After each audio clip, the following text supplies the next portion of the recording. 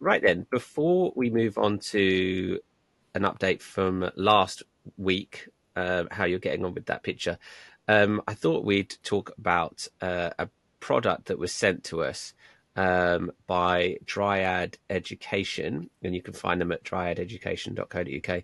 This isn't anything sponsored or paid advert or anything like that. They just gifted us their pencils, their pastel pencils to try.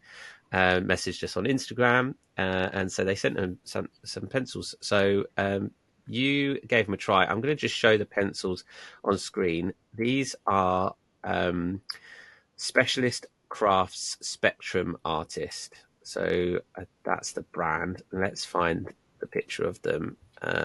Here they are. You took a nice picture for me, Dad. Thank you for that. So let me just find this. So these are the pencils. You can see the Spectrum Artist. Let me just turn this around. There you go. You can see that they've got color numbers. And what I like about these pencils, Dad, is they are solidly the color that you're using. Like That's there's right. no kind of like Carbothello, although Carbothello obviously had the grey end. But I think they look quite nice, and that's quite a really like clever idea to see how the colours look, and especially if you're teaching, they certainly can't mistake the colour you're using, can they? Not really. No, no, that's the color. If you look, Um, if you look at the end of the pencil, when I first saw these, I thought, where's the pastel then? Well, that is the pastel. It's a solid pastel. It's like having a big pastel lead, but it's coated in a plastic. Now, I've got one here. It's coated in plastic. So that this is the exposed area. That bit there is the exposed area. So that's what you're actually drawing with or shading with. When you get to about there, just that point there, okay, what you're getting is a plastic covering, very thin plastic covering. And interesting enough, you can use the pencil sharpener with this. It doesn't break. And I use just a normal pencil sharpener. And when you break, and then eventually, when you get down, as I have done with the white, because I sharpened that a few times, when I get down to it, it can peel off. But that's okay, because it doesn't peel off all the way through. So, of course, you can handle it. You're not going to get mucky at all. hmm. And as you said, quite rightly, it's a very clever idea. Hmm. And I think they'll do well. Yeah, just to touch on a bit. I mean, the idea of these pencils being able to be sharpened in a pencil sharpener is such a huge plus. I think that's an absolute Absolutely. win for a lot of people, and they're a very affordable set at the moment on their website. They're on sale at £25.99 for this set of 24, and the pack of 12 is £14.99. So they're very affordable, which again I think is a huge bonus. And I think, as you said, Dad, starting out, if someone's starting out with pastel pencils, this is a good range to start with. Um, you had a little go with them, had a little experiment to see what you could do. And so I want to show the picture that you did just as a bit of fun to show what you were able to achieve with it. Now, you used pastel matte paper, your favourite pastel matte paper for this one. Mhm. How did you find they responded? I can see already. Let me show. You can see already that white you've clearly used a lot of. Look at Mhm. that one.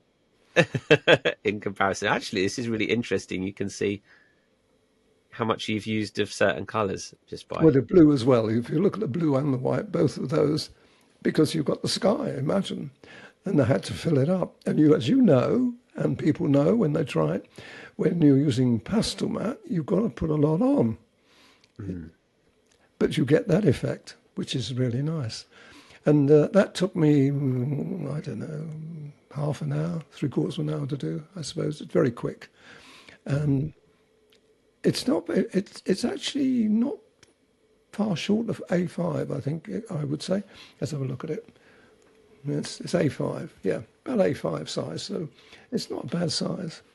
Mm. And but it worked out. The only restriction that I had, because I had restricted colours. You think, well, you've got 24 colours, surely you can use them. Well, I didn't use that many of them, only about a third of them. But I lacked, when I'm, yes, yes, that's a good idea to show that. Those are the colours I actually used. So you can see it's about half, isn't it?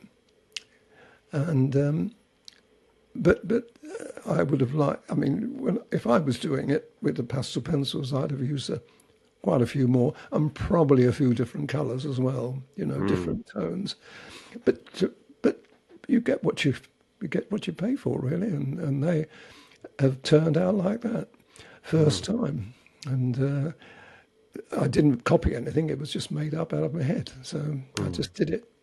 But it's similar to other things that I've done before. It's not that new. But Mm. yeah, I was quite pleased with the way they reacted. You Mm. still got to work in the same way, though. You're still working on the light to the dark.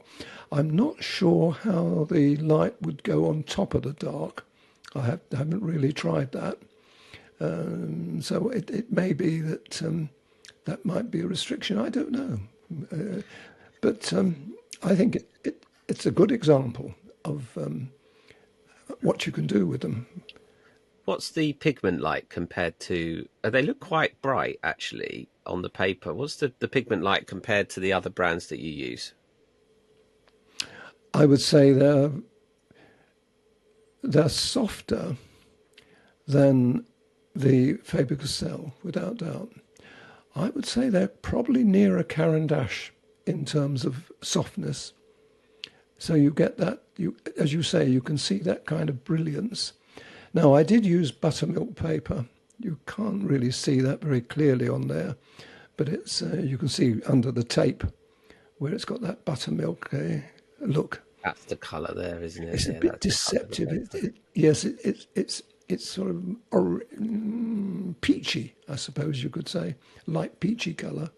But I chose it because, of course, I wanted the sand to show up, and I haven't really got sand colours there. If you look at them, I've got that ochre, so and that went in with the white, and then you've got the oranges and so on. So I had to make a little bit of little bit up, but it's nice. And I think, as you quite rightly said, if you're starting out, this is the perfect way of starting out. You haven't got any sharpening problems, for one thing. And I think, if I was being honest, you probably could use them in conjunction with pastel pencils. Mm. They wouldn't be your main set, especially you as like, professional doing this for years. They wouldn't be your main set, but they could be supplementary colors. If people bought this set, they could be supplementary colors to other sets. Absolutely, and because you've got nice, vibrant colours there, and I think they would look very nice for that price, Steve. You know, you can't really go wrong, can you? For that set of they would probably last you a while, unless you were using just whites. I mean, as you can see, the white's gone down. I don't know, about not very much, about a centimetre, just over a centimetre. I've used of that. And when you think of how much white is actually on that picture, which is A5, it's not bad. It's probably equivalent to what I would use if I was using Caran d'Ache Mm. on its own.